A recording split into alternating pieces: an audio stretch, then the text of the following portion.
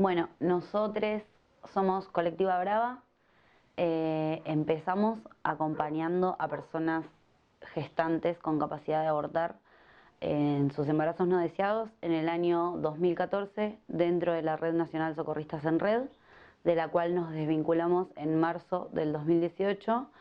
Y bueno, seguimos acompañando a las personas con capacidad de abortar en sus decisiones y lo que hacemos básicamente es brindar información en ese momento.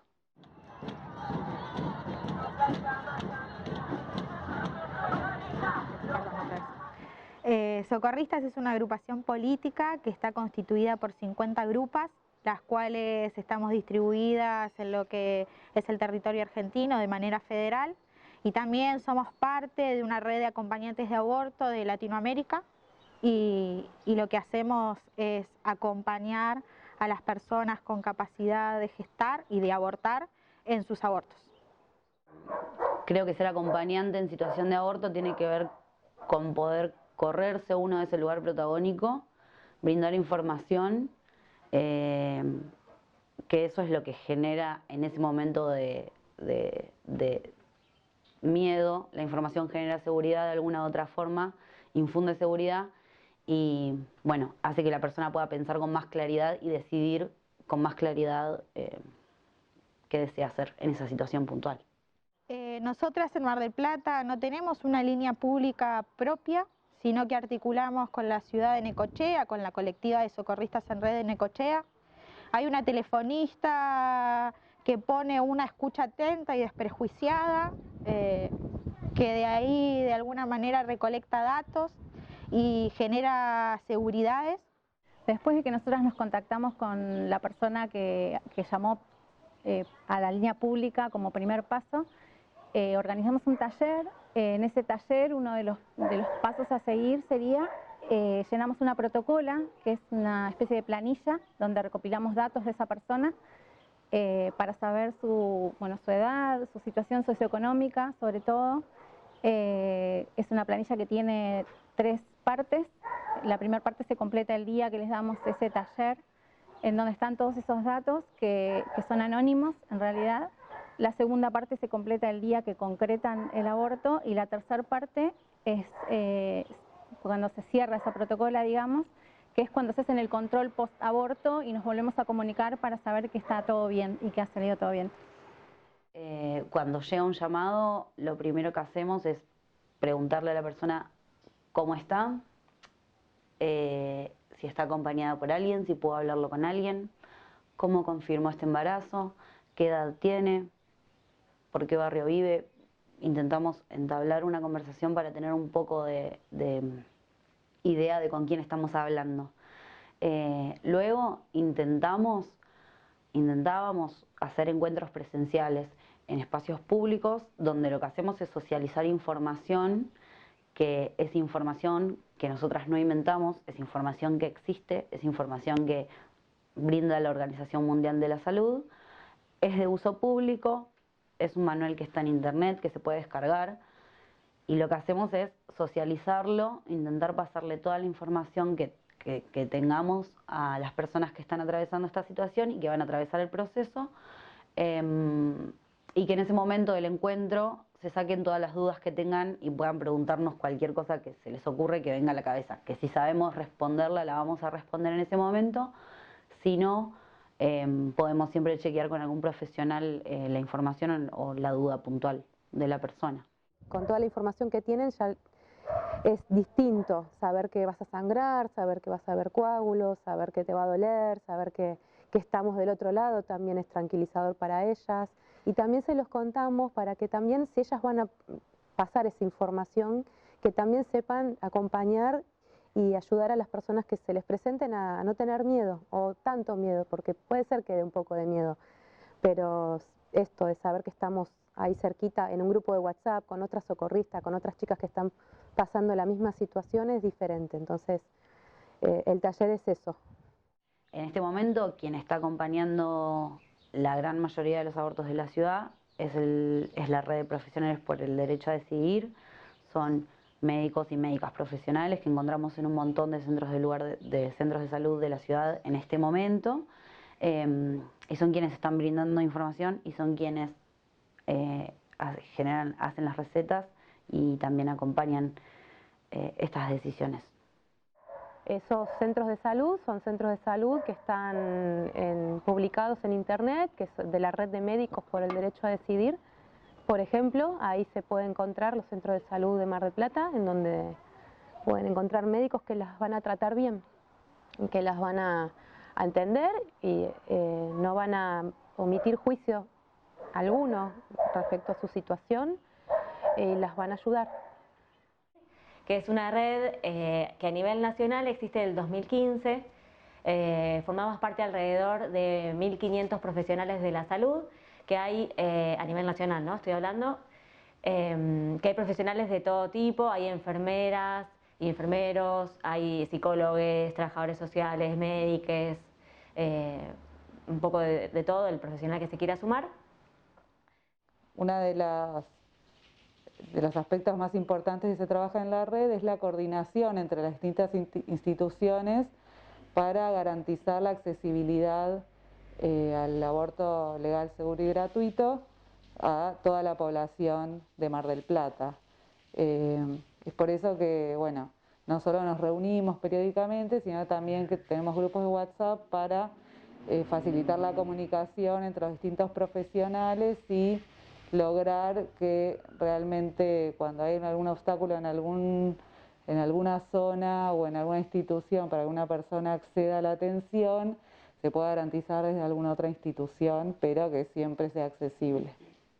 Y que tenemos como objetivo garantizar el acceso a la interrupción legal del embarazo a nivel nacional y también exigir al Estado el cumplimiento de las políticas públicas y también la producción pública de misoprostol y la aprobación también de mifepristona, que eso es uno de los objetivos muy importantes que estaría bueno para poder garantizar ILES con mayor calidad. A nivel municipal, en Mar del Plata, la red de profesionales cuenta con aproximadamente 600 profesionales de la salud y estamos ahora en 11 salitas. En Mar del Plata hay 32 centros de salud y la red, hay participantes de la red que garantizan ILE en aproximadamente 11 salas. Integramos la red profesionales de distintas disciplinas, tanto de centros de atención primaria de salud como de el CEMA, el Centro de Especialidades Médicas Ambulatorias, que depende de la municipalidad, de los 2 hospitales provinciales que funcionan en la ciudad y de otras instituciones.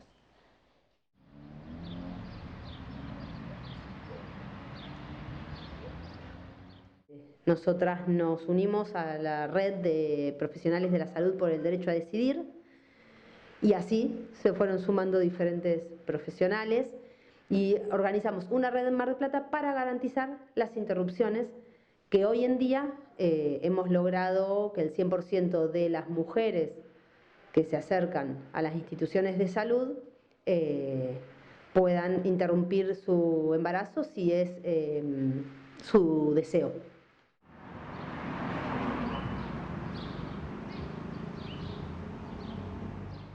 Bueno, fui parte de la residencia de trabajo social hasta el año 2020 y bueno, como parte, digamos, de la residencia generamos un proyecto de consejería en derechos sexuales y reproductivos que se denomina Un Espacio para Decidir.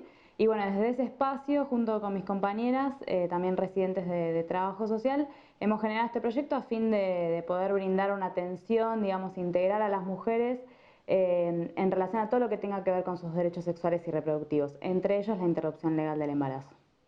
Y lo que hacemos también fundamentalmente es aclarar la legalidad del procedimiento. Por eso a nosotras nos parece que brindar información es brindarle el poder a estas mujeres de que puedan decidir, de que sepan que lo pueden hacer, que es un derecho y que nosotras vamos a estar acompañándolas en ese ejercicio. No hacemos una cuestión de habilitación o no, a que si pueden o no hacer su interrupción, sino que informamos y acompañamos. Es nuestra única función, o por lo menos la función inicial. Después, como decía Maui, hay cosas que por ahí van surgiendo en la entrevista y nosotras vamos por ahí pesquisando y bueno, en función a eso luego podemos seguir acompañando, pero la función principal creo que es informar, orientar y acompañar.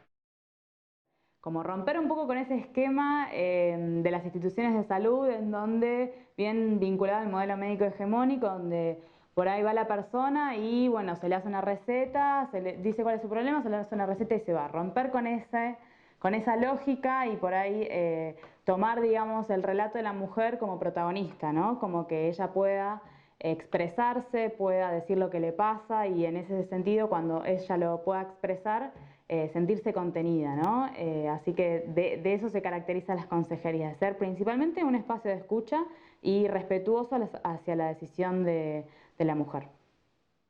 Para nosotros es sumamente importante la interdisciplina presente en ese consultorio, porque justamente entendemos que la persona, la usuaria que llega, digamos, y que consulta, está frente a una toma de decisión, ¿sí? Que de ninguna manera es una decisión que nosotros podamos prever o anticipar que va a generar, digamos, necesariamente un malestar o que va a ser alguna cuestión patológica, pero sí entendemos que, como toda decisión, ¿sí? Implica algún movimiento, algún esfuerzo y que siempre es mejor estar acompañado en este tipo de procesos. Por lo tanto, para nosotros estar presente, digamos, en esas entrevistas y poder ofrecer a la usuaria que llega una red, digamos, entre los profesionales que acompañamos, nos permite también tener otra escucha, ¿sí? De, bueno, otro montón de cuestiones que van surgiendo en este proceso, que además implica un tiempo necesariamente acotado, ¿sí? Porque es un tiempo cronológico que no podemos dejar de tener en cuenta y que a veces no coincide con el tiempo, digamos, que uno quizás quisiera o pudiera tomarse para pensar algunas decisiones. Por lo tanto, para nosotros es muy importante poder ofrecer ese acompañamiento, independientemente de que algunas usuarias prefieran estar acompañadas, ¿sí? Por alguien que elijan, sea, digamos, un familiar, un amigo, su pareja, o bueno, quien ellas decidan, también forman parte para nosotros de esta intervención.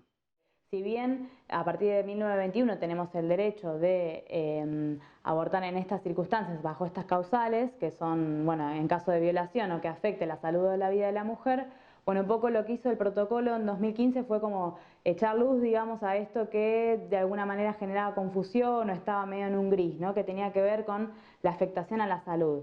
Si la entendemos como la afectación a la salud física, como puede ser que un embarazo sea inviable, bueno, ahí se podía dar lugar a la práctica. pero digamos lo que se trabajó muchísimo, la red de profesionales por el derecho de la salud también militó mucho la causal salud integral y tiene que ver con esto, ¿no? Con poder brindar otra mirada y hacer una evaluación entre varias disciplinas, no solo la disciplina médica, de la afectación a la salud de la mujer, entendiendo principalmente que un embarazo no deseado siempre va a tener una afectación sobre la mujer, ¿no? Entonces eso tratamos de preguntar bastante, ¿no? ¿Por qué la mujer? Hablo de mujeres porque en general es la mayor cantidad de personas que concurren a interrumpir, pero bueno, sería la persona gestante. ¿Por qué quiere interrumpir ese embarazo? La mayoría de las cosas que solemos escuchar tiene que ver con lo económico, o con el acompañamiento, o con no sentirse preparadas, o mucho de interferencia con el proyecto de vida, ¿no? Como, bueno, yo tenía otros planes y la verdad que este embarazo en este momento yo no lo puedo sostener porque estoy sola, porque no tengo trabajo, o porque no tengo pareja, o porque no me imaginaba tener un hijo en esta situación. Entonces todo eso está englobado en el causal salud. Esto tiene que ver con la concepción de salud integral, que bueno, que ya digamos queda bastante vetusto, ¿no? Esta cuestión de vincular solo la salud a la afectación física, ¿no? A si hubiese algún problema en relación al embarazo desde la cuestión únicamente biologicista, ¿no? Desde esa perspectiva. Un poco lo que se plantea es esta otra mirada, y a partir de esta otra mirada que plantea el protocolo es que nosotras en ese marco impulsamos este proyecto de la consejería desde esta otra perspectiva de derechos, incluyendo también la perspectiva de género, ¿no? Es así, y desde esa lógica es que trabajamos en el hospital. Y en los centros de salud, las mujeres o las personas gestantes pueden llamar por teléfono para pedir un turno. En general siempre hacemos mucho hincapié de que pidan un turno para ILE, así los administrativos que están dando los turnos ya saben más o menos cómo gestionar. Eso está bastante bien, el circuito está bastante bien armado, y en general los administrativos que atienden el teléfono saben qué hacer cuando una mujer llama para interrumpir un embarazo. Entonces muchas veces les preguntan si tienen la ecografía o no. Si no tienen la ecografía, se la van a mandar a hacer, y según la edad gestacional de la ecografía muchas veces le tratan de dar el turno acorde para que ya las veamos y podamos hacerle el acompañamiento acorde, digamos, ¿sí?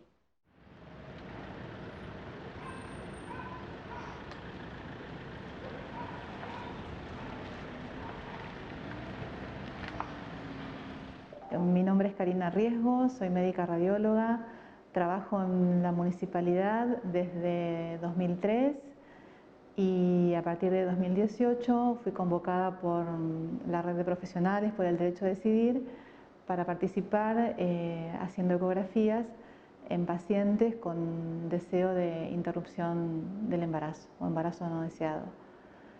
Desde ese momento hasta ahora y en forma casi ininterrumpida hemos venido trabajando, creciendo y bueno, cada vez creo que mejor. Estamos siempre tratando de insistir con que se llame por teléfono a la sala, siempre hay alguien del equipo para contestar esa consulta y poder hacer una primera entrevista telefónica en la que también podamos informarles cómo hacer para hacerse la ecografía, y ya que vengan a una consulta presencial con la ecografía hecha en la edad gestacional que corresponde, ¿sí? Que lo ideal siempre es tenerla entre las 6 y las 7 semanas. Para eso siempre hay que tener en cuenta la fecha de última menstruación, que la fecha de última menstruación es el primer día de tu última menstruación. Con eso se calcula cuántas semanas pasaron desde esa fecha, y esa es la forma que tenemos de calcular la edad gestacional. Entonces, en general, si alguna usuaria requiere hacer la ecografía, no se puede contactar con el centro de salud y demás, lo que tendría que calcular es justamente que tiene que contar las semanas desde el primer día que menstruó por última vez hasta la fecha. Bueno, las ecografías generalmente son solicitadas por médicas de los diferentes CAPS o derivadas por socorristas. Llegan acá a la institución, son recibidas en recepción, sin orden y sin turno en este contexto, para acelerar tiempos y para evitar la circulación de la paciente desde su domicilio al CAPS y del CAPS hacia acá, buscar el turno. Entonces, para ganar tiempo se hace a demanda espontánea en el momento. Una vez que la hacemos ingresar, generalmente la vamos a buscar, porque en muchas oportunidades la vamos a buscar a la puerta, o sea, no es que me la trae el administrativo, generalmente voy yo a buscarlas, las llamo por el nombre para que se sientan cómodas, que estén tranquilas. Generalmente vienen solas,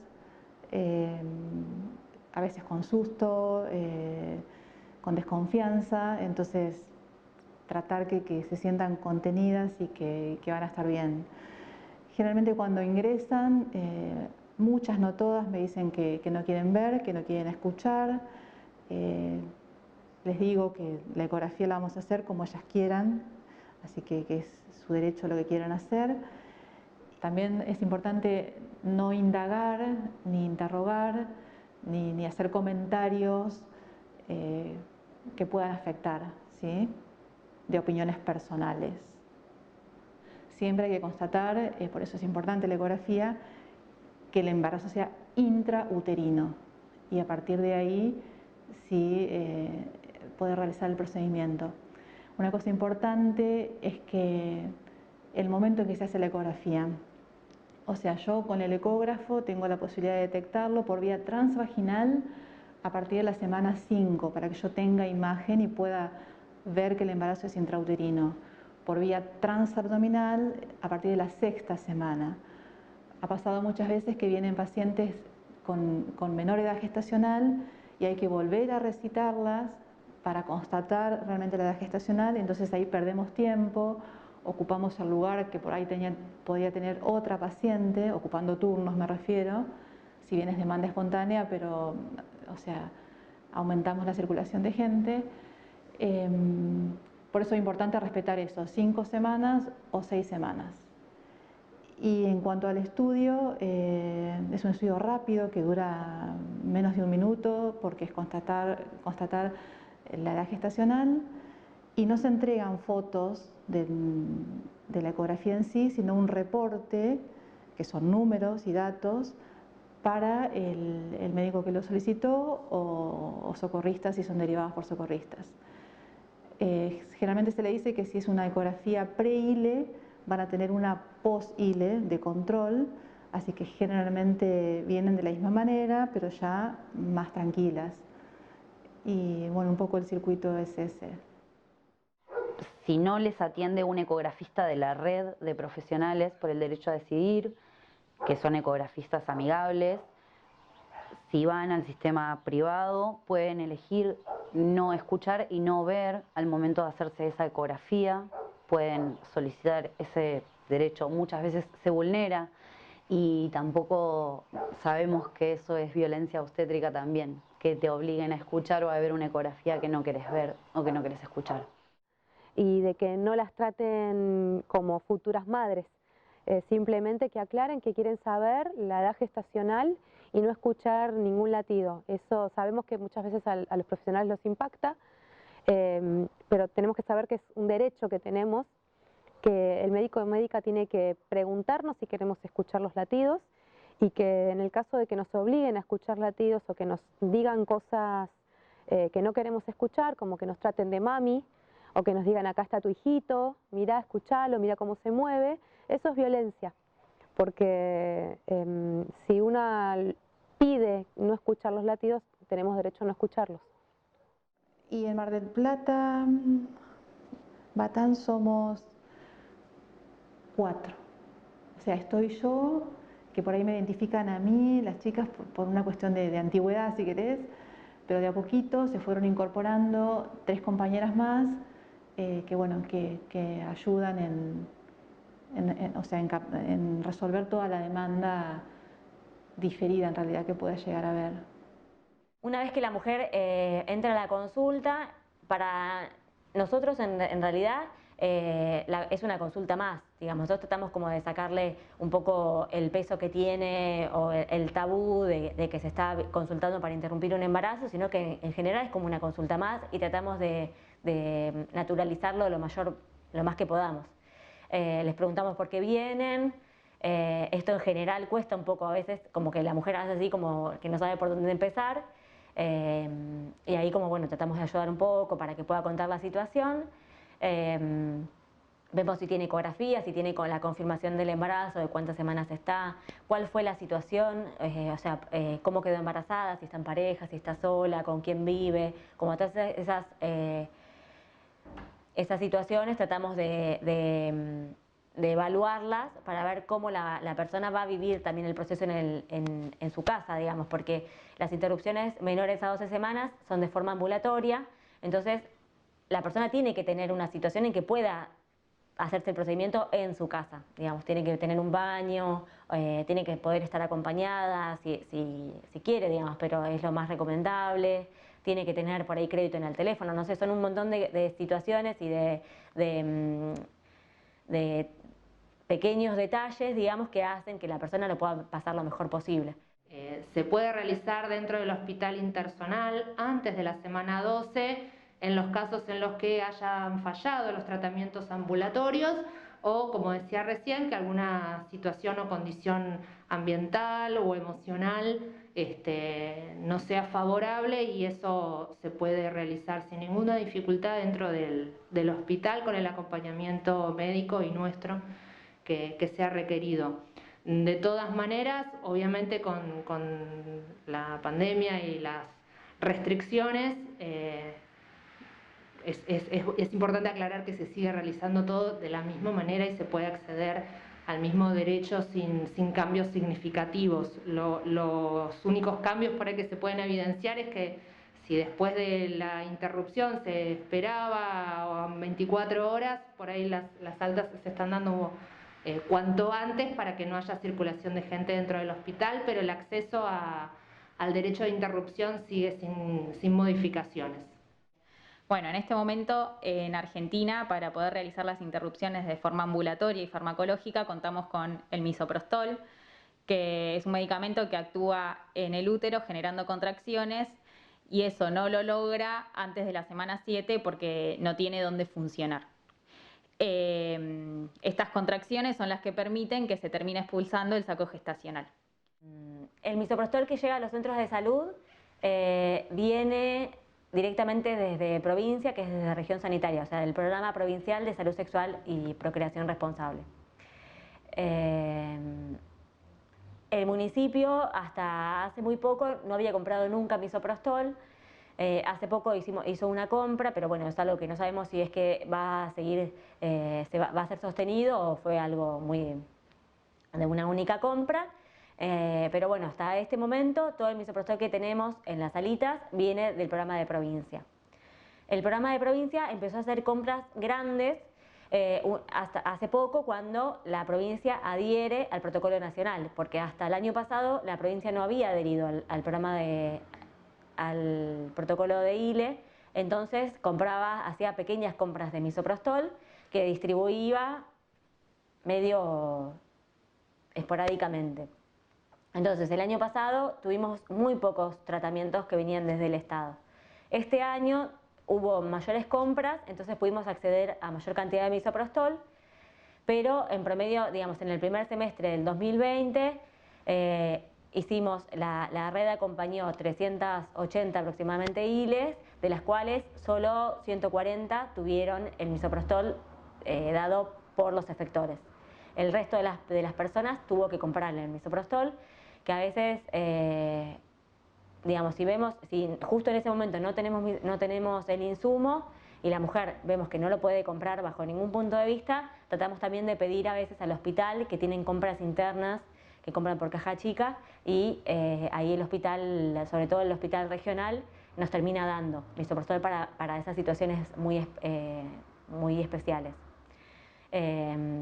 Hoy en día estamos en un intermedio, tenemos algunos comprimidos de misoprostol que tratamos de ir viendo si la persona lo puede comprar, tratamos de que lo compre, y si no vemos que es una situación donde no lo puede comprar, se lo damos.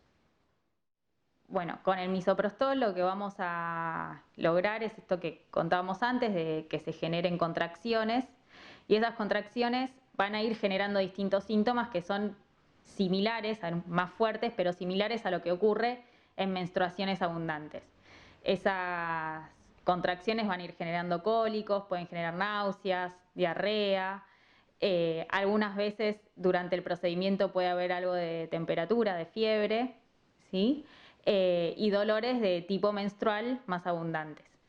Estos dolores van a ir en aumento, va a aumentar en ese momento también el sangrado, hasta que en un momento el saco gestacional se termina expulsando y los dolores y el sangrado van a ir disminuyendo.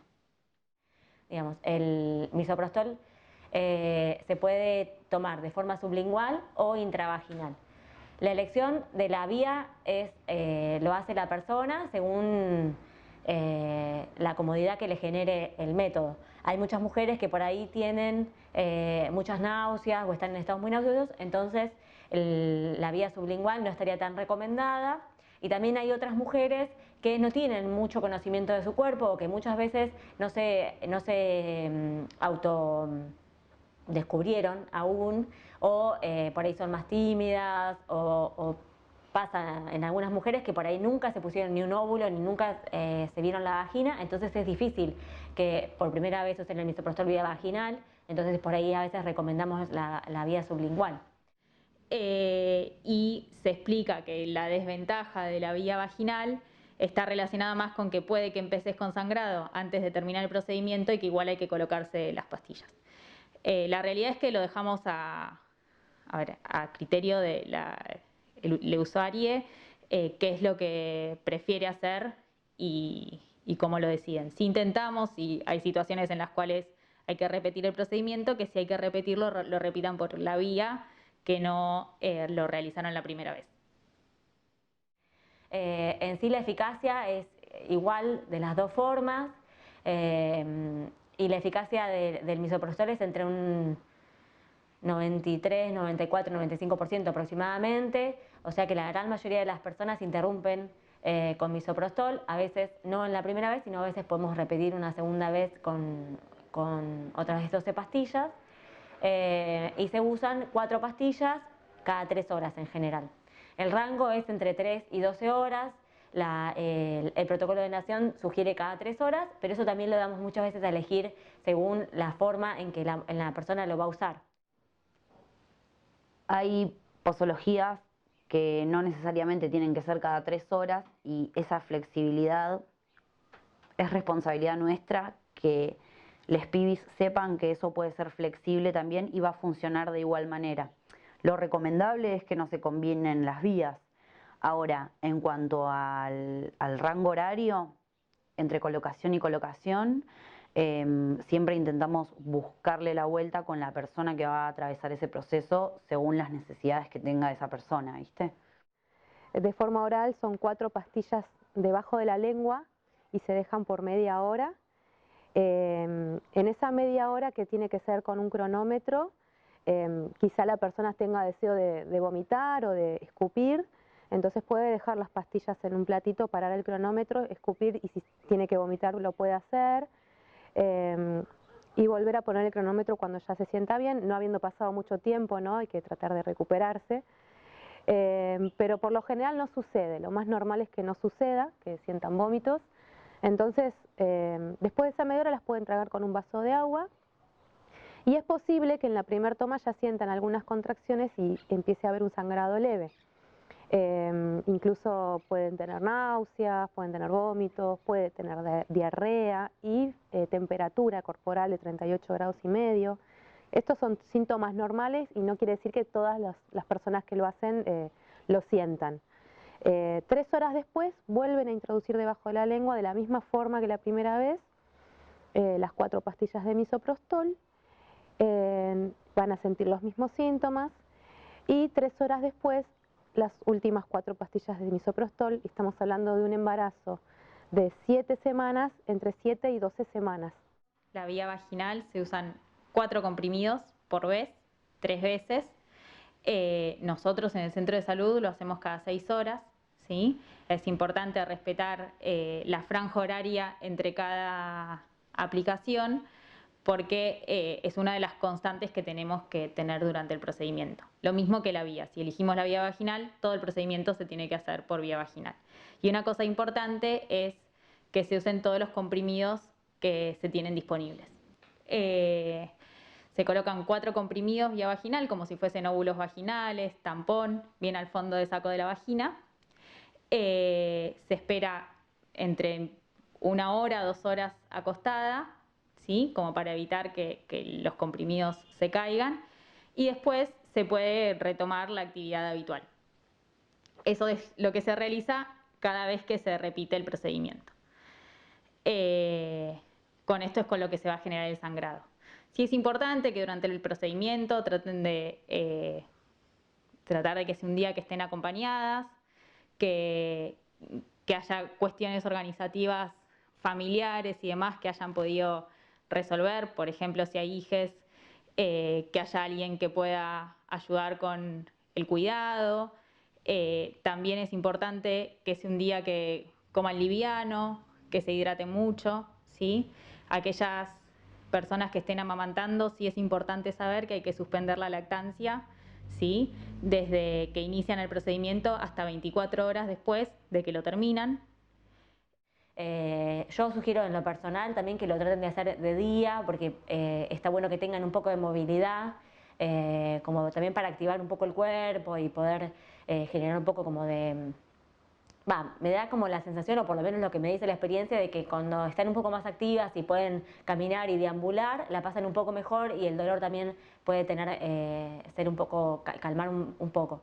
Y algo que también recomendamos mucho es que se den calor en el cuerpo, un calor en el útero con la bolsa de agua caliente, si no tenemos bolsa de agua caliente, una botella caliente con agua caliente, para calmar los dolores, las duchas de agua caliente también, llenarse el baño de vapor, estar cómodas, tranquilas, en un ambiente calefaccionado, todo eso ayuda, tomar tecito de manzanilla. Y obviamente tener quien nos acompañe en ese proceso, que sea esa persona que nos dé el tecito, que nos apapache, que nos cuide, porque no queremos que sea un proceso solamente doloroso en donde veamos vómito y diarrea, queremos que sea un proceso en donde las personas aprendan a dejarse cuidar, a que podemos estar cuidadas y protegidas por un par, por una compañera, la mayoría de las veces son con mujeres. Que cada interrupción es única, o sea, muchas veces uno tiene una generalidad y puede decir más o menos lo que les va a pasar, pero después cada persona vive la situación de forma muy personal y sobre todo los síntomas son muy personales y el dolor que va a tener la persona en ese momento tiene que ver con el umbral de dolor, con la historia de la interrupción, de cómo lo va viviendo, de la situación, de con quién está, de cómo lo está pasando emocionalmente. Entonces todo eso hace que la persona sienta más dolor o menos. Nosotras siempre les pedimos que la expulsión la hagan en algún lugar como puede ser una rejilla o un bidet para corroborar, porque puede confundirse con coágulos. Entonces los coágulos se van por la cañería, se pueden disolver en agua, en cambio el embrión no. Así nos damos cuenta y no hay más que un saco gestacional, es algo que parece incluso un coágulo y ya está. Después de eso empieza un sangrado abundante que a las 2 horas más o menos comienza a descender y es ahí cuando les pedimos que comiencen a controlar su sangrado. Siempre hay que tener en cuenta algunas situaciones en las cuales se va a necesitar alguna intervención médica para evaluar que no haya alguna situación de urgencia. La pauta de alarma que les damos es si tienen fiebre pasada las 24 horas de la administración del medicamento, o si tienen un dolor abdominal que es el más fuerte que tuvieron en toda su vida, que no les calma con ningún analgésico, si tienen pérdidas con olor feo y si tienen hemorragia, que se considera 2 toallitas por hora durante 2 horas seguidas. O sea, 4 toallitas en 2 horas empapadas, eso se considera una hemorragia y ahí nos tienen que avisar. Porque ahí a veces también se evalúa, porque muchas veces son sangrados que son momentáneos y después ceden, y entonces por ahí no les decimos que vayan al hospital, pero si eso persiste durante más de 2 horas, sí hay que derivarlas al hospital para que las evalúen. Generalmente los casos que nosotras que se conocen por ahí en los medios sobre personas que se les complica su salud por un aborto es por falta de información o por practicarlos en lugares clandestinos que no están adaptados al proceso que va a pasar esa persona. así como circula mucha información que no es cierta, la que queremos que circule es que las personas que abortan con misoprostol no ponen en riesgo su vida. Entonces es una de las primeras cosas que siempre decimos en los talleres. Nadie se muere por hacer un aborto con misoprostol en su casa, acompañada y en condiciones cuidadas. El sangrado se produce sobre todo en las primeras 24 horas, pero a veces el misoprostol puede tardar hasta 72 horas en actuar. Así que les decimos, porque muchas veces a veces las personas se asustan si no funcionó, entonces en general tratamos de bajar un poco la ansiedad y que esperen por lo menos 72 horas. Y la mayoría tiene el sangrado. Hacemos mucho hincapié en esto, en que eso depende también de las semanas de gestación, pero si es un embarazo de 7, 8, 9 semanas, es una menstruación un poco más abundante, con más cantidad de coágulos, pero no es algo que supera, digamos, a las personas y en general lo pueden transitar en sus casas sin problema. También les damos analgésicos, eso lo pueden hacer libremente, pueden tomar ibuprofeno, paracetamol, diclofenac, ketorolac, el analgésico que quieran, incluso Reliberan. Lo único que se contraindica es la buscapina o el Sertal, porque hacen el efecto contrario a lo que queremos generar, que son las contracciones. Mientras estemos en proceso de aborto es importante no consumir Sertal, ni buscapina, ni aspirina, ni consumir marihuana, ni ningún otro tipo de droga. Nosotras cuando siempre hablamos de esto, muchas veces se sorprenden porque te dicen ¿cómo voy a consumir cocaína mientras estoy en proceso de aborto? ¿O cómo voy a consumir alguna otra sustancia que no sea legal en ese proceso por ahí tan propio de una o de une? Y nosotras decimos, volvemos a esto, la diversidad que existe de las personas que acceden a un aborto, también acceden las personas que tienen consumo problemático y es importante no consumir nada de eso ni los antibióticos o medicamentos legales que nombré anteriormente. Otra manera de realizarse un aborto es combinando dos medicaciones, que es la mifepristona y el misoprostol. La mifepristona es un medicamento que no se fabrica en Argentina, pero sí en algunos países de Latinoamérica, y la forma de usarla es tomando una pastilla de mifepristona 48 horas antes de usar el misoprostol. La mifepristona lo que hace es inhibir la progesterona, la producción de progesterona del cuerpo, entonces empieza de alguna manera a detener ese embarazo. 48 horas después de usar la mifepristona se usan 4 pastillas de misoprostol de manera sublingual o vía vaginal y ahí suceden los mismos síntomas que cuando se usa solo misoprostol. Y de esa manera se podrían incluso hacer las interrupciones antes de la semana 7. Abortando con medicación, los posibles desenlaces son un aborto exitoso y son un aborto en el que puede llegar a quedar algún resto. Por eso siempre se solicita una ecografía de control 7 o 10 días después del procedimiento, ¿sí?, de haber hecho el aborto.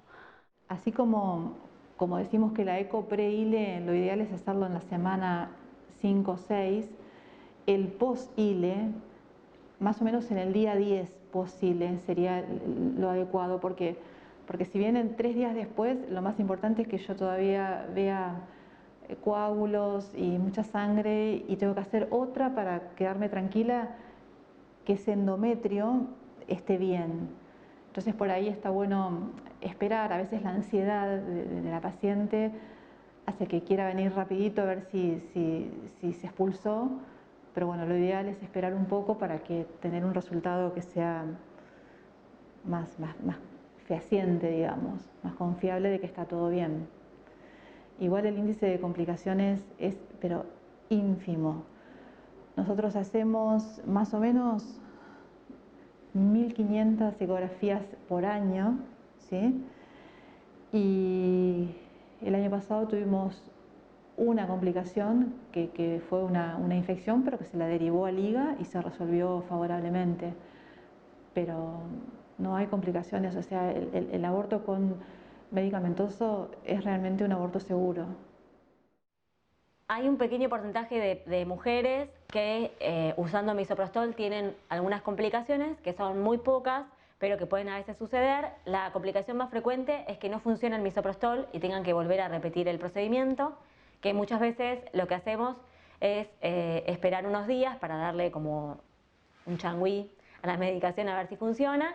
Si no, la otra complicación que puede haber, que es ínfima pero a veces puede pasar, es que queden restos ovulares, que la realidad eso es muy poca cantidad de personas que les pasa eso, y tratamos, siempre y cuando no tengan fiebre ni pérdidas con olor a podrido, se puede tratar de forma ambulatoria, a veces repitiendo con menor cantidad de misoprostol.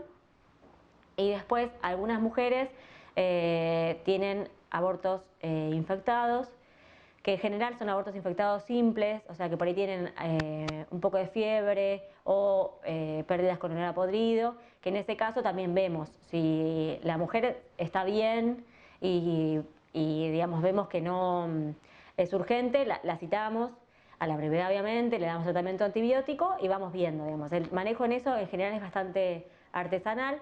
Obviamente siempre hacemos hincapié en que si la persona tiene mucha fiebre, o tiene olor a podrido o pérdidas muy abundantes, que vaya al hospital, y siempre les pedimos que vayan y que digan que están haciendo una interrupción legal del embarazo, que están acompañadas por el sistema de salud, por la Sarita, como también para evitar en parte el maltrato,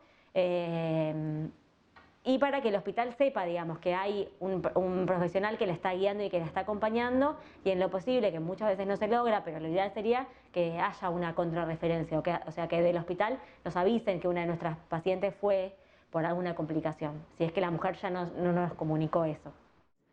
Entonces siempre lo que decimos es que cualquier mujer que haya iniciado un tratamiento en su domicilio y por diferentes situaciones quiere consultar en el hospital, puede venir al servicio de guardia, consulta simplemente para ver a un profesional en el servicio de ginecología y no tiene que dar mayores explicaciones hasta que se encuentre con el profesional que la va a atender.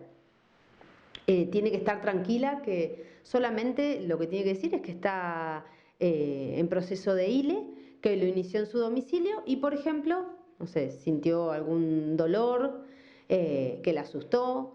Muchas veces nosotros decimos que hay situaciones emocionales que atraviesan esto, no físicas, porque la medicación y el tratamiento puede ser ambulatorio porque no tiene consecuencias físicas, pero muchas veces, o riesgos, pero muchas veces las cuestiones emocionales juegan en contra y y los nervios o ansiedades pueden generar un malestar que repercute físicamente o se pueden asustar.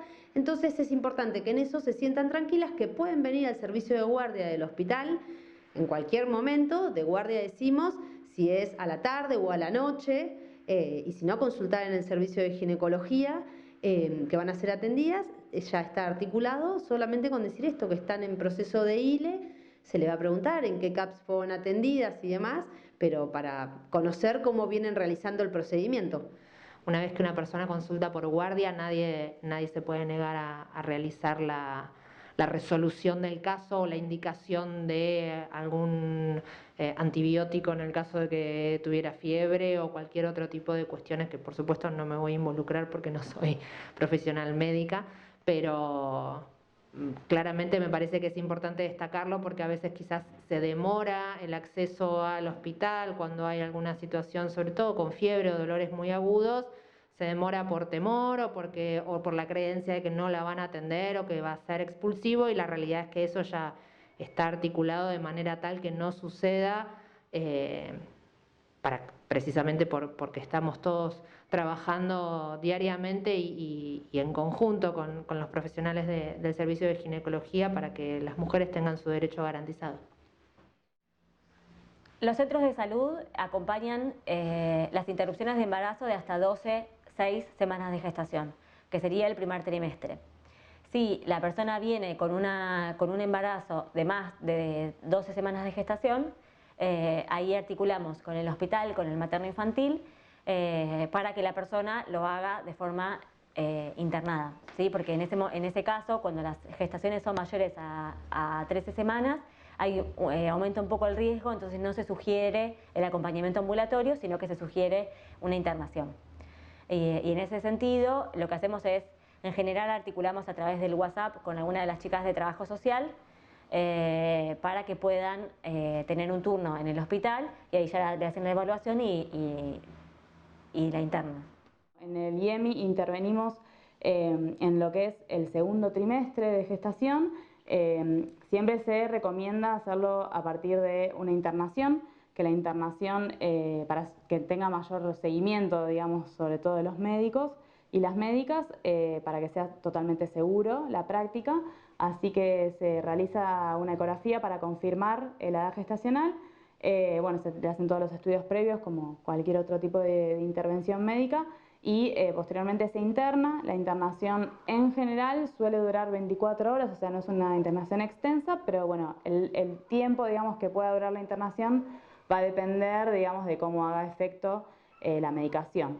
La verdad es que todas las veces que nosotros hemos acompañado a mujeres nunca ha generado ningún tipo de riesgo ni complicación, pero sí por ahí es importante, a diferencia del primer trimestre, por ahí tener como mayor seguimiento, digamos, de esa práctica, ¿sí? Que diferente al primer trimestre de gestación que se recomienda y se puede hacer de forma ambulatoria. Siempre, bueno, obviamente acompañada de los profesionales y las profesionales y de las instituciones de salud, digamos. Las mujeres pueden llegar o por demanda espontánea al hospital o bien derivadas de atención primaria de la salud, de otras instituciones de salud o bien de organizaciones no gubernamentales como pueden ser las socorristas, ¿no? Nosotras las recibimos en el hospital, nosotras digo de trabajo social, hacemos una entrevista y articulamos, somos también de alguna manera un nexo con psicología y con medicina, la parte de obstetricia y ginecología.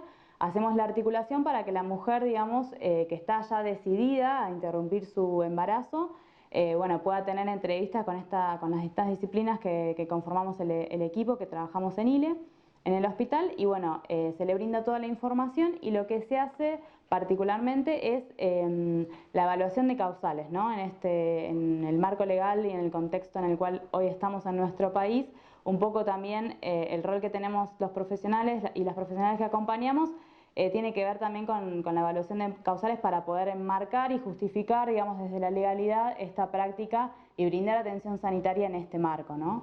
de la salubridad y desde la legalidad. Nosotros tenemos que lograr que hasta en el último rincón del país se pueda ejercer este derecho. Que no lo obstaculicen, que no lo omitan, que en cada lugar del país llegue, que todas las provincias adhieran y todos los municipios. En los distintos territorios de América Latina necesitamos que sea una restitución del derecho a la mujer y a las diversidades o a los cuerpos gestantes, mejor dicho. Yo siempre digo que las leyes no generan realidades efectivas, que puede haber instituciones, puede haber personas, profesionales que obstruyan nuestros derechos y qué mejor que estar juntos para poder destrabarlos y ser conscientes de que nuestros derechos son esos y que por eso podemos acceder a lo que querramos hacer de acuerdo a nuestras decisiones. Les acompañantes en situación de aborto, las socorristas, les profesionales de la red de profesionales por el derecho a la salud, vamos a estar mirando y haciendo lo posible por garantizar que esa ley se cumpla. No va a ser tan sencillo como que esa ley salga del Senado y del Congreso con un aprobado como para que realmente se garantice. Va a haber que seguir acompañando, seguir capacitando, seguir estando en contacto con las personas que siguen abortando para ver cómo se van garantizando esos derechos. No va a ser tan sencillo. Vamos a tener que estar mirando si los profesionales de la salud están haciendo sus deberes, por así decirlo, o no. Va a haber que ver cuántos objetores de conciencia siguen objetando esa conciencia, cuánto maltrato hay dentro de lo que es el sistema de salud, que quien no quiera abortar dentro del sistema de salud puede abortar en su casa también. Va a haber que también seguir en este caminito que venimos de que les pibis sepan que se puede abortar de manera ambulatoria, cuidada, acompañada en su casa Es real y esto va a haber que seguir brindando esta información constantemente hasta que naturalicemos que el aborto existe, va a seguir existiendo, se puede hacer de manera segura, no es traumático, estamos acompañadas y vamos a tener que seguir estando acá para garantizar que se acceda a ese derecho. En relación a las cuestiones de, digamos, de cómo podemos garantizar, ¿no? Y qué se debería exigir respecto a, para la ley de interrupción voluntaria del embarazo, una sería, por empezar, los ecógrafos. En cada lugar debería haber un ecógrafo, en cada salita debería haber un ecógrafo, porque si un CAPS te realiza la IVE, tiene que realizarte antes la ecografía, antes y posterior. Eso por un lado. Por otro lado, la cuestión de la medicación. Por otro lado, la capacitación a los profesionales. Eso me parece fundamental. Hay profesionales que no saben cómo se debe administrar el misoprostol. Otra de las cosas que garantiza el que sea ley en la interrupción voluntaria del embarazo es que se caigan las causas de judicialización de las mujeres penalizadas, algunas presas incluso, porque fueron judicializadas por haber interrumpido el embarazo. Según el CELS y según la universidad, hay un informe de la Universidad de San Martín con el CELS, por ejemplo, en Tucumán hay más de 400 mujeres judicializadas por interrupción del embarazo. Son números desorbitantes. Más de 1000 mujeres en Argentina que están judicializadas por interrupción del embarazo. Algunos dicen que con el aborto sacado de la clandestinidad se van a tapar los abusos o violaciones intrafamiliares. Yo creo que es al revés. Lo que hace el aborto es precisamente sacar a la luz todo eso que es secreto de familia, porque los abortos fueron secretos de familia durante años. Muchas veces en los relatos y en las entrevistas surgen situaciones en donde la mujer está atravesando una situación de violencia de género, ¿no? Por ejemplo. Entonces, bueno, también es el abordaje en ese sentido, en el acompañamiento no solo a lo que viene específicamente a solicitar, que en este caso puede ser una ILE, pero hay un montón hay una historia de esa mujer también detrás de eso. Entonces, bueno, el abordaje interdisciplinario, lo diferenciador va a ser también esta mirada que podemos aportar también desde trabajo social, desde psicología, ¿no? De contener y acompañar a la mujer en eso. Salen muchas cosas donde también salen cuestiones familiares, cuestiones de pareja, que posterior al evento particular que la trajo, que es la interrupción de un embarazo, también ofrecemos el servicio, el espacio para poder seguir viéndola, si hay situaciones de violencia o si hay situaciones de este mismo evento de la interrupción que le generan contradicciones, porque claramente vienen seguras de la interrupción, pero hay varias aristas más en este pedido y que podemos seguir viéndolo. Que venga una entrevista no significa que viene a interrumpir ese día. Hay mujeres que necesitan de varias entrevistas para acompañarlas en este proceso, no para decidirse, para acompañarlas y lograr llegar lo más tranquilas posibles. Hay algunas mujeres que están con la situación mucho más clara o decidida y de todas maneras han cambiado posteriormente su opinión. Es decir, hay muchísimas situaciones diferentes, entonces lo que nosotros brindamos es ese espacio donde se pueda plantear todo esto. Es un abanico de posibilidades inmenso. La idea es que se pueda hablar de todo lo que les pasa en ese momento, o de todo lo que desean hablar en ese momento. Tratamos de hablar del método anticonceptivo en la primera consulta también, cuando la persona concurre solicitando una interrupción, porque muchas veces también lo que vemos es que muchas personas quedan embarazadas porque no pudieron acceder correctamente a un método, o porque no pudieron acceder a la ligadura tubaria, o porque querían ponerse un DIU, un método de larga duración, tanto sea el DIU o el implante hormonal, y no pudieron acceder por trabas del sistema de salud. Entonces tratamos de facilitar esa situación y les decimos que pueden empezar a usar un método anticonceptivo inmediatamente posterior a la interrupción del embarazo. En algunas situaciones, dependiendo de cómo nos da la ecografía, preferimos dilatar un poquito eso hasta que haya expulsado si tenía restos o por ahí un poco del endometrio engrosado, y después empezamos con el método anticonceptivo, pero tratamos de hacer bastante hincapié en que se vayan con un método anticonceptivo como para, en lo posible, no volver a quedar embarazadas si es que no lo quieren. Como hemos comentado antes, nos parece que la salud se tiene que abordar siempre desde un lugar interdisciplinario.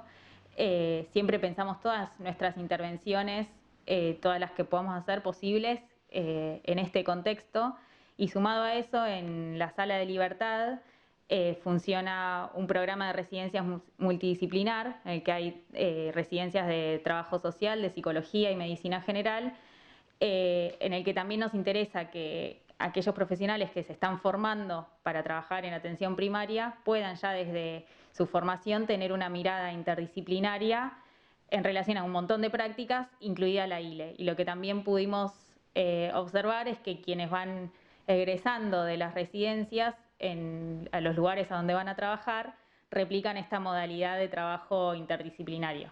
Muchas veces no puede ser con las 3 disciplinas, pero siempre se intenta que haya al menos 2 participando de los espacios. Bueno, con respecto a la atención a niños, niñas y adolescentes, a partir de la reforma del Código Civil, toda persona mayor de 13 años puede recibir atención en salud sin necesidad de estar acompañado por un adulto.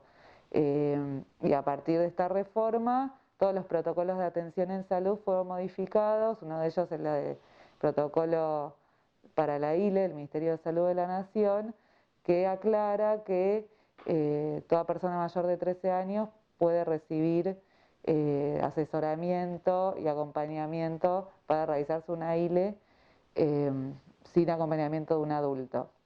La realidad es que, bueno, nosotros en el centro de salud recibimos mujeres de esta edad, adolescentes. Generalmente vienen acompañadas, pero nosotros tenemos claro que según la legalidad vigente esto no es necesario en caso de que no tengan quien las acompañe o por una cuestión de respetar su privacidad no quieran compartirlo con un adulto. Así que es importante por ahí para la difusión que se sepa que pueden acceder a este derecho sin necesidad de estar acompañadas. Acceden un montón de personas de un montón de lugares, de un montón de barrios, y que llaman a la línea pública y llegan a la plaza y llegan al encuentro un montón de personas sumamente heterogéneas y de culturas muy diferentes y con creencias muy diversas y atravesando momentos de la vida muy diferentes también. No te podría decir que llega solo una clase social, sino hay toda una diversidad sumamente interesante a través de estas personas con capacidad de abortar y de gestar, ¿no? Desde adolescentes hasta abuelas, hasta mujeres que trabajan en el cordón frutihortícola, hasta mujeres de otras comunidades, hasta gente muy religiosa. La verdad que abortamos todos y eso es algo que en la plaza se ve mucho, en los encuentros presenciales se ve mucho. Esos datos también se pueden ver en nuestra página Socorristas en Red, son de público conocimiento y bueno, lo importante para nosotras es justamente eso, que rompe con ese mito de que es solo una clase social la que aborta o solo a una determinada edad, digamos. Muchos mitos están infundados por la falta de ESI, mucha mala información la dan les ginecólogos que han hecho del aborto clandestino un negocio a lo largo de muchísimos años y mercenarios que venden pastillas fraccionadas. Entonces te dicen, bueno, ponete 2 así, ponete 2 así, y eso no te hace nada, solo que tenés que volver a comprarle más y hacer un negocio porque las venden sueltas y las venden más caras. Entonces muchas veces la mala información viene de ahí, o de ginecólogos que no están actualizados, que no tienen ni idea, o de malas personas que hacen un comercio de la salud. Tenemos una herramienta que es el 0800, que es una línea telefónica de Nación, que es una línea de denuncia para las personas que no puedan acceder tanto a métodos anticonceptivos o a la práctica de una interrupción legal del embarazo. Y es una herramienta que está buena porque lo que hace es tener seguimientos de esas llamadas. O sea, una mujer, por ejemplo, que no puede acceder a una ILE, llama a este 0800, el 0800 la atiende, recibe la denuncia y se comunica con algún efector del municipio donde esta persona esté y trata de solucionar esa situación. Y lo que está bueno es que también hacen un seguimiento, o sea, no es que uno llama y quedan cosas perdidas, sino que se le trata de hacer un seguimiento a esas denuncias y a esas llamadas. Así que es una herramienta que está buena desde el programa de salud sexual para que tengamos en cuenta. Se sabe que las denuncias llegan y se pasan y se actúa en consecuencia de las denuncias que hay hechas, sí. Porque es la única manera de que se sepa de quienes están haciendo no respetar nuestros derechos, básicamente. Objetores de conciencia los hay, tienen que también estar registrados como para que si son objetores de conciencia en el hospital público, también lo sean en una clínica privada, ¿no? Para también evitar esta situación. Pero lo cierto, digamos, es que hoy en día, digamos, recibimos a las mujeres de lunes a viernes y en esos días, digamos, siempre va a haber alguien que la reciba y que pueda garantizar la práctica desde las 3 disciplinas, desde trabajo social, psicología y medicina, digamos, todos los días va a haber alguien que la pueda recibir, digamos, sin que sea, digamos, objetor de conciencia, porque como decía recién, los hay, pero no obstaculizan la práctica. Como para aclarar, las instituciones no son objetoras, los profesionales pueden ser objetores, pero estos objetores tienen que serlo y haberlo expresado anterior a la atención de cualquier mujer que vean en el consultorio o en la guardia. De todas maneras pueden ser objetores de iniciar esta práctica, pero no se puede ser objetores de garantizar derechos. Así que tienen que también viabilizar cualquier consulta que reciben en su consultorio. También me parece que es una cuestión de información, ¿no?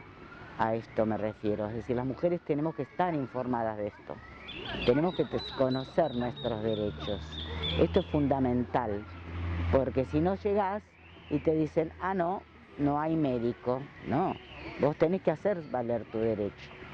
Esto me parece que en esto son los medios, la comunicación, la que tiene que dar todo, las redes, la red de profesionales, la red de docentes. Es decir, la campaña tiene que seguir funcionando así. Y también es importante poder estar en lugares estratégicos de capacitación, como por ejemplo en la red de docentes que se sumó a la campaña nacional de Mar del Plata hace poquito, para poder también trabajar con la ESI y que parte de la ESI también sea la interrupción legal del embarazo y los derechos sexuales y reproductivos y no reproductivos también de las mujeres desde las escuelas, digamos, porque hay mucho por desaprender también. La red de docentes a nivel nación surge hace 3 años, es bastante nueva, ¿no? Se desprende de la campaña nacional por el derecho al aborto. La idea principal o el objetivo principal es brindar información y herramientas. ¿Cómo? Y bueno, mediante conversatorios, talleres, capacitaciones. Primero las capacitaciones a los docentes para que puedan acompañar posibles situaciones de embarazo con sus estudiantes. Como eso es como el objetivo principal. Visibilizar y por sobre todo poder sacar el aborto de la clandestinidad pedagógica, que es de lo que tanto se habla, porque parece que es un tema, es un tema tabú por completo en lo que son las instituciones educativas. Muchas veces no se puede ni hablar al respecto. Y más allá de lo que una piense, bueno, tratar de, desde la objetividad, contestar y de brindar, siempre tratar de estar brindando información. Me parece que es como la clave. Y para las personas adolescentes también tanto varones como mujeres, ¿no? O sea, sean personas gestantes o no, a eso me refiero. El derecho a la información, al derecho a cómo cuidarse, a cómo tener vínculos sanos y cómo es el consentimiento en esos vínculos, y a saber que no están solas, que si llega a suceder algo que no quieran, como un embarazo no deseado, hay quienes van a responder por ellas, acompañarlas, sin juzgarlas, como que ese es el mayor miedo, me parece, que tienen, ¿no? A ser juzgadas o a no saber para dónde salir. Entonces, si una está presente o eso les hace saber, les transmitís de que estás presente y que estás para ellas, me parece que es fundamental eso. Y se aborda también desde los mismos emergentes que suceden en las clases, que es lo que plantea la ESI, estar atenta a esos emergentes cuando surge y que circule la palabra y permitir el debate, no censurarlo. No es que vas a hablar del aborto si sos profesor o profesora de ciudadanía o si sos profe de salud y adolescencia. Me parece que dejar circular la palabra y estar atento y atenta a lo que sucede es lo principal, partiendo de esa base. Y no importa de qué área seas, y no importa que no tengas toda la información, que sepas todo, que sepas cómo se aborta con misoprostol, no tenés que saberlo todo solo, simplemente tenés que estar abierta a eso y a la circulación de la palabra, y poder generar el debate pertinente y brindar la información que tengas. Y si en ese momento viste que te falta información, y ese momento que tenés que ir a leer o a buscar la desinformación, que es como lo básico. Tenemos un toco así de leyes que nos protegen nuestra labor docente y estamos haciendo lo que casualmente como garantes de derecho tenemos que hacer. Entonces es darle desinformación a la familia de la manera más cuidada y respetuosa posible para evitar herir susceptibilidades, pero básicamente es eso, informar, porque no solo para adolescentes, fundamentalmente la información tiene que llegar a las casas.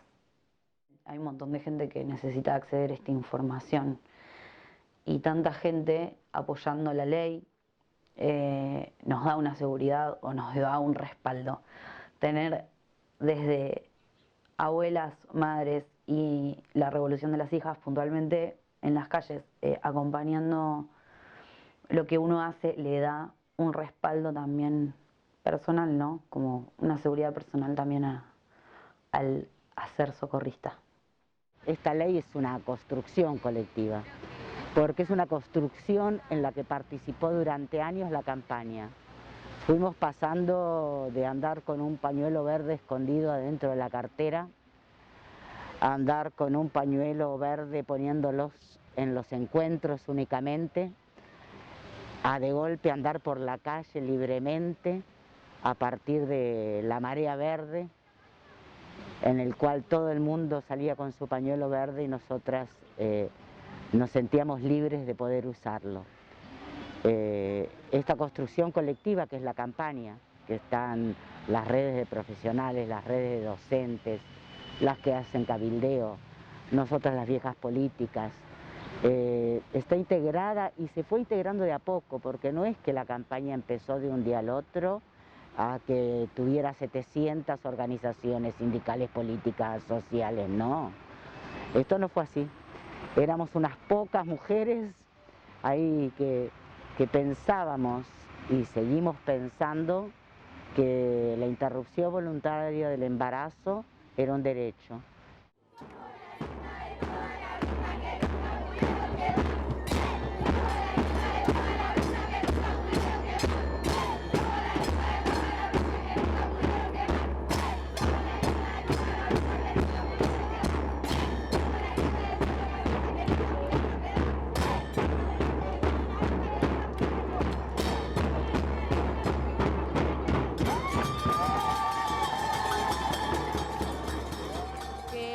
Estamos acá, como siempre decimos, porque otras caminaron antes y porque después de nosotras, otras van a caminar después.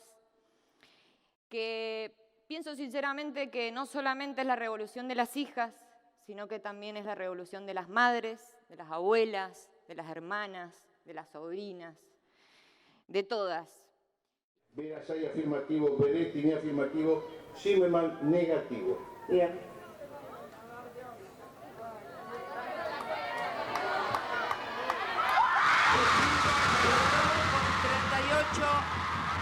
Con 38 votos afirmativos y 29 negativos y una abstención resulta aprobado. Se convierte en ley y se gira al Poder Ejecutivo.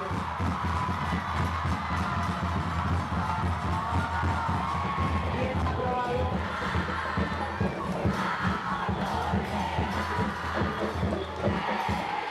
Tiene la palabra el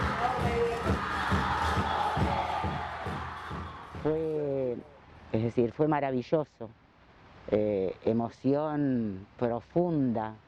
Ya cuando en diputados se hizo la media sanción anteriormente, ya eso ya nos conmovió, no nos importaba estar bajo la lluvia. Acá poder verlo directamente por una cuestión de ASPO, ¿no? De no poder viajar a Buenos Aires, pero poder verlo igual en esa pantalla gigante y ver la cantidad de votos a favor y que ya los ibas contando y ya sabías que sí, que salía, fue realmente conmovedor. Para mí es una lucha, ¿no? Yo siempre digo, ¿no?, que hacemos batallas y batallas y batallas, pero nos caemos y nos volvemos a levantar. Y en esta ver un triunfo y una etapa histórica concluida, yo agradezco haber podido estar, haber podido vivir esta parte de la historia. Esta ley que va a hacer que de una vez por todas salga de la clandestinidad, y ese fue el objetivo nuestro, además de evitar las muertes de las mujeres por abortos clandestinos. Que podemos contarle a la gente que abortaron, no como nuestras abuelas que quizá lo tenían que esconder y lo hacían en contextos súper diferentes, que ahora ya eso no tiene que ocurrir. Y que en el caso de que la persona se sienta vulnerada en sus derechos o violentada, acuda a pedir ayuda, que hay una red que sostiene y acompaña, no solo nosotras, hay feministas un montón. ¿Qué más?